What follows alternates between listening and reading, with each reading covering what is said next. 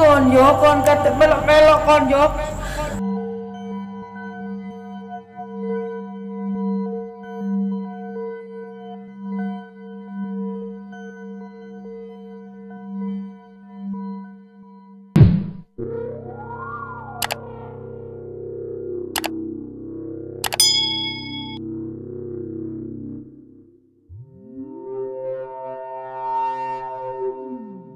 Saya keluar, tapi nggak ada yang dengar satu orang pun. Nggak tahu dengar atau nggak tahu. Bus lempar juga. Aku lihatin nggak ada. Cuma kayak ada percikan, cetas-cetas. Udah hilang. Dari situ permasalahan saya timbul. Saya dengan suami berantem. Berantemnya sih masalah sepele sebenarnya. Masalah sepele karena ekonomi sedikit lah maksudnya. Dari segi ekonomi, terus masalah sepele, suami saya tuh ngomongnya kasar, ngodolan lah, si apalah, ngomongnya selalu atos. Kalau orang Jawa bilang atos, bertengkar, sampai saya bertengkar pun sama suami saya, dicekek mau dibunuh, diani bantal, KDRT lah katakan. Di sini saya gosong semua. Padahal dia tuh nggak pernah nggak rasa kayak gitu. Nggak pernah, udah kayak orang kesurupan, ya kayak gendero tadi yang waktu nidurin saya tuh, udah mirip itu. Allah saya bilang gitu. Untung ada tetangga kos lagi yang di dalam itu udah lewat nolongin saya. Kalau nggak gitu udah mampus saya udah. Itu belum ketahuan ya siapa yang berbuatnya. Siapa? Yang tadi. Itu ketahuan. Waktu itu saya habis ini tadi habis apa itu habis ketemu kan. Habis ketemu buhulnya itu saya ke teman saya katakan itu bos saya jualan yang ngajarin saya bisa jualan kebab itu bapaknya kan orang pintar. Saya taruh ke situ, saya datang. Orangnya ngelihat saya udah gini, "Ih, kamu kok ngeri?" Itu tanpa bos saya belum bilang sama bapaknya, belum bilang apa-apa sama bapaknya sama sekali belum bilang. Saya datang. Ya Allah, bangkai. Ya ini, tiap sekali saya mau tidur rep-repan, dia nampakin di depan pintu. Ya ini. Ya nggak tahu saya itu diikutin apa, niatnya apa. Yang bawa ini anak cewek, dia tuh suruhan, dukun. Anak cewek, dukun. Dia dibayar. Udah, kamu nanti malam pulang cari bunga melati, mandi bunga melati.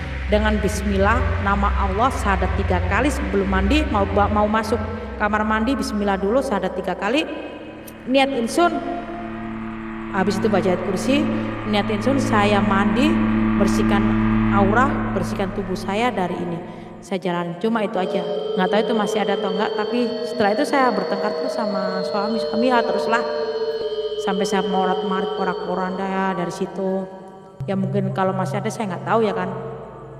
Dari sejak itu saya udah mulai kelihatan dan ngerasa kalau ada apa-apa saya tuh kelihatannya tuh kayak Mbak Kun lewat atau apa tuh nampak apa sih ya Allah apa sih dari situ saya kelihatan nampak lagi. Habis dari kos-kosan situ saya beranjak saya pulang ke rumah udah saya pisah sama suami pulang ke rumah orang tua lagi.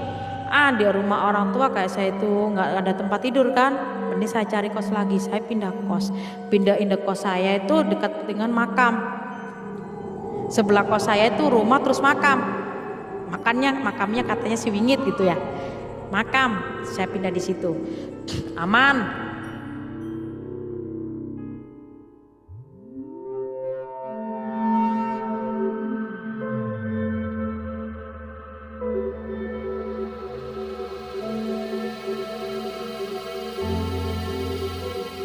udah nggak ada yang ngirim gitu. Nggak, Google lagi. udah nggak tahu, nggak ada yang ngirim lah kasarannya gitu. Yang penting saya udah bebas dari orang-orang ruwet, katakan gitu. Saya ngekos di situ. Saya menjauh, kenal sama si namanya Anto lah, katakan gitu. Namanya Anto. Dia tuh katanya sih lagi kontrak sama istri orang daerah Mojokerto bukan Mojokerto, Jawa Timur yang agak mau ke Banyuwangi lah, rumahnya daerah situ. Dia tuh katanya sih mau cerai sama istri, lagi gonjang-ganjing, pingin dia rumah tangga berapa tahun, 10 tahun atau lebih nggak bisa punya anak. Jadi dia pingin punya istri yang bisa punya anak, ya kan? Oke, saya jalanin sama dia mau cerai katanya. Oke, saya dibawa ke rumahnya. Emangnya kamu berani kamu bawa aku ke rumah kamu sama istri kamu? Ya nggak apa-apa lah, emang saya niat pingin punya anak, katanya gitu. Ya udah, saya jalan ke sana, dibawa ke rumahnya selama hampir 1 bulan. Saya jadi satu sama istrinya, hebat kan?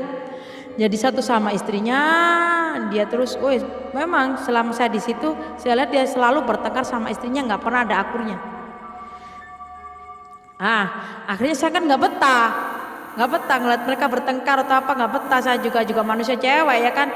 Udahlah, saya pulang aja lah, kalau kamu tuh urusin sama istri kamu, saya udah capek, saya bilang gitu. Pulang, diantar pulang, dia pergi dari rumahnya, ninggalin itu, pergi pulang ke rumah ke Mojokerto sama saya. Di situ kita bangun, bikin usaha sendiri berdua dari nol, dari apa. Ya nggak tau lah, tiba-tiba dia balik lagi, mungkin ada omongan ngancam saya, kalau saya sampai putus sama kamu, saya bubar sama kamu, lihat aja kamu, kamu aja melayang kamu. Tapi saya kan nggak betah diterus-terusin sama dia, juga seret rezeki saya, ya kan. Akhirnya saya tuh ya tadi, dari dia pulang saya sakit. Kalau dikatakan sakit medis belum kerasa, belum ada benjolan atau apa. Aduh, sakit banget perut saya, ya Allah. Terus. Tiba-tiba saya ke dokter, badan saya makin drop, lemes, pucet saya. Saya tidur di rumah kan. Saya tidur nggak pernah di kamar tidur, tapi di ruang tamu saya jendelanya nggak ada itunya, nggak ada kacanya, langsung los gitu kan. Ada orang cewek ngeliat, ya apalagi sih ini. Saya tidur, ada yang ketuk-ketuk pintu 3 kali, dorok, panggil nama saya, ya. Saya nggak pernah bilang dalam atau apa, karena tengah malam biasanya kalau orang Jawa bilang itu mah bagebluk atau apa ya, takutnya kayak gitu. Udah saya bilang, diam aja. Ponakan saya sebelah rumah saya buka pintu rumah dia, ceklek. Apa mbak ya? Apa? Aku gak bengok kok. Iga ada teriak panggil nama saya, sama tadi teriak nama saya juga dipanggil, ketuk pintu.